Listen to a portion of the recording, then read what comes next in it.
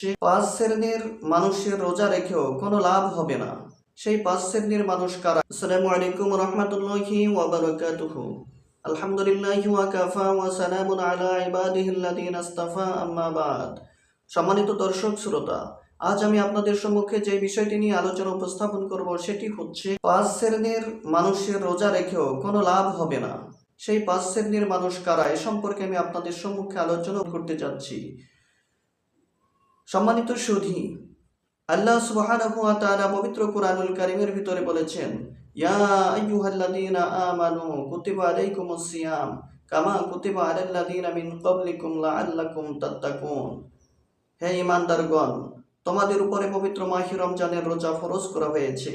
আর তোমাদের উপরেই যে রোজা ফরজ এমনটাই নয়, বরং পূর্ববর্তী সকল জাতির উপরে রোজা ফরজ ছিল।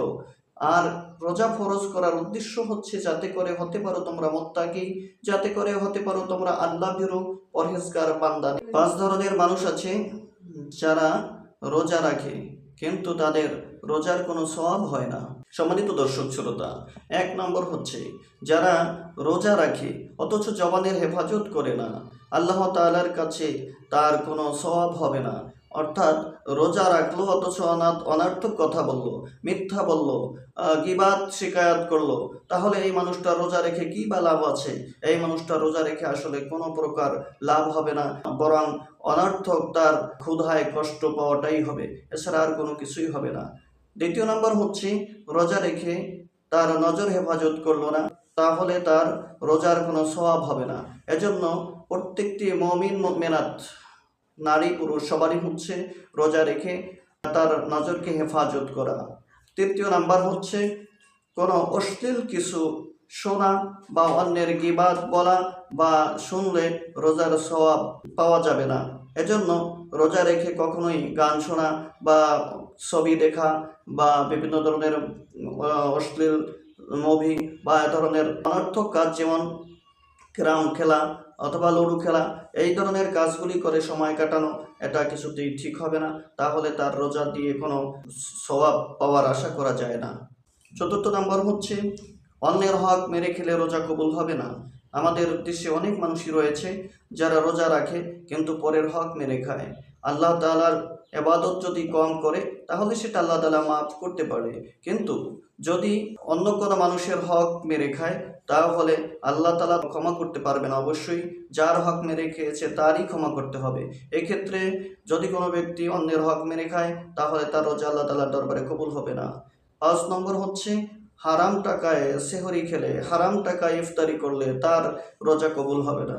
কারণ রাসূল আরবি সাল্লাল্লাহু আলাইহি ওয়াসাল্লাম ইরশাদ করেছেন, আল্লাহ সুবহানাহু ওয়া তাআলা বলেছেন যে রোজা আমারই জন্য। হাদিসে কুদসি, এটা হাদিসে কুদসি বলা হয় ওই হাদিসকে, যেই হাদিসটা কথা আল্লাহর, কিন্তু বলেছেন রাসূল আরবি সাল্লাল্লাহু আলাইহি ওয়াসাল্লাম। এই হাদিসের ভিতর আল্লাহ রাসূল সাল্লাল্লাহু আলাইহি ওয়াসাল্লাম বলেছেন, আস-সাওমু লি ওয়া আনা আজজি বিহি। রোজা হচ্ছে আমার জন্য, এর প্রতিদান কি হতে পারে? এটি আমি নিজের হাতেই আমি আমার বান্দাকে দান করব। অর্থাৎ এর বিনিময়ে রয়েছে আল্লাহ তাআলার দেয়া জান্নাত এবং রয়েছে আল্লাহ তাআলার দিদার লাভ করবেন রোজাদার ব্যক্তি পরকালীন দিবসে। অপর হাদিসে রাসূল আরবি সাল্লাল্লাহু আলাইহি ওয়াসাল্লাম বলেছেন, যেই ব্যক্তি পূর্ণ ঈমান ও সওয়াবের আশায় পবিত্র মাহে রমজানে রোজা রাখে, আল্লাহ তাআলা ওই ব্যক্তির আল্লাহ তাআলা পূর্বের সকল গুনাহ মাফ করে দিবেন। আল্লাহ সুবহানাহু ওয়া তাআলা আমাকে এবং সকল মুসলিম উম্মাহকে, মুমিন মুমিনাত সকল মানুষকে সঠিক নিয়মে রোজা পালন করবার তৌফিক দান করুক, পরহেজগার বান্দায় পরিণত হওয়ার তৌফিক দান করুক, তাকওয়াবান বান্দা হয়ে যেন কবর দেশে যেতে পারি।